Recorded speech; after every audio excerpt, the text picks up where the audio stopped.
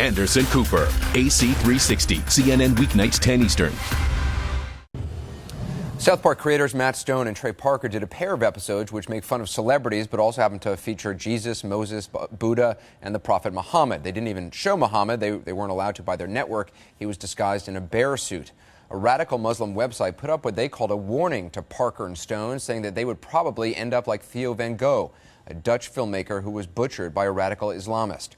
The webpage included a photo of Theo van Gogh's murder. He was killed after making a movie called Submission About Islam, written by my next guest, Ayaan Hirsi Ali, who has had to live with protection ever since. Thanks very much for joining us, Ayaan. Thank you, Anderson. Thank you for having me. And I just have to make one correction, which was I had protection before I made Submission, and Theo van Gogh did not. And that's why he ended up dead, and I'm still alive. This radical group says that this is not a threat against the people behind South Park, but a warning about what will probably happen to them. They also, on their website, provide information about where these two live, a link to a sermon by a wanted cleric about the punishment for blasphemy. Do you think this is a threat?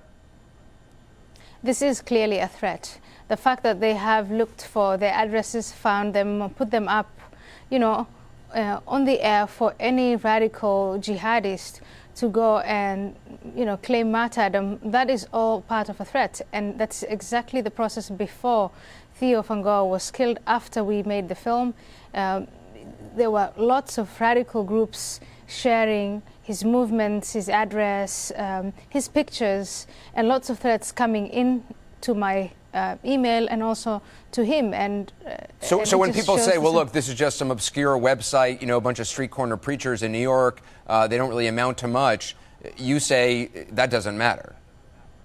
Well, the killer of Theo van Gogh, Mohammed was considered a marginal figure, and his name did not even emerge until after Theo was killed. And after Theo's death, we realized, in fact, the Secret Service announced that he was the leader of the Hofstadt group, the group that they now put a lot of attention, and most of them are in jail right now. But that was, it started out with, it's a small group, insignificant, radical, marginal, so on and so forth.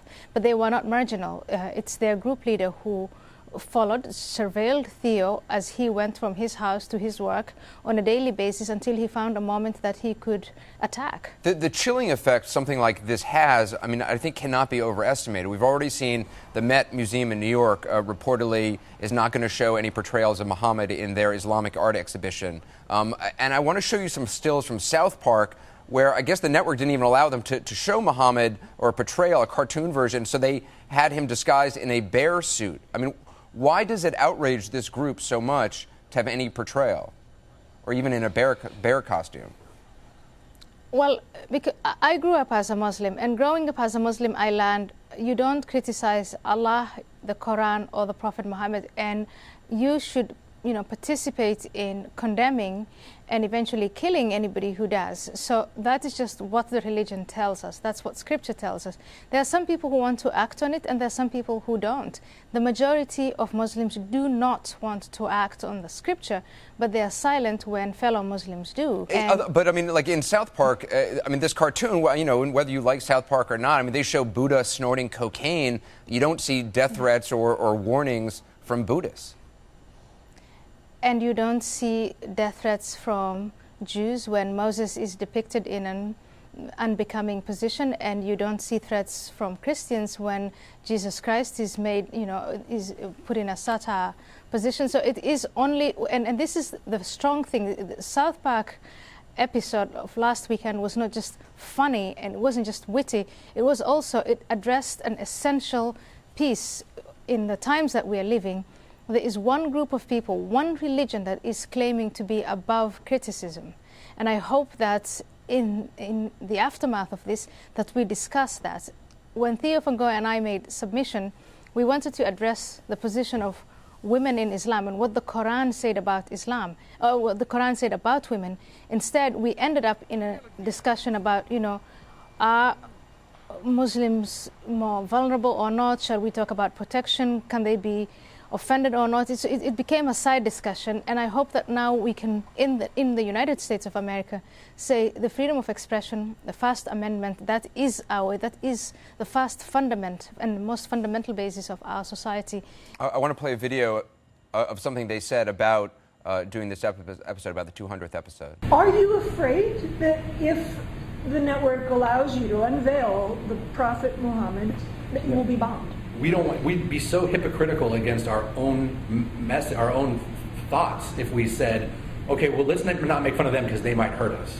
Like, that's messed up to have that kind of thought process, you know.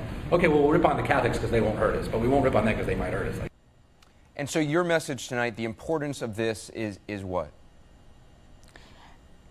It is an assault on the freedom of expression. And we have to defend it tooth and nail. That means we all stand by Mr. Stone and Mr. Parker. Do you still live with guards? I mean, do you still have protection all around you? I have protection, but there comes a time when, if not just Mr. Parker and Mr. Stone, but if the entertainment business were to take this on and just show how ridiculous this is, that there'll be too many people to threaten.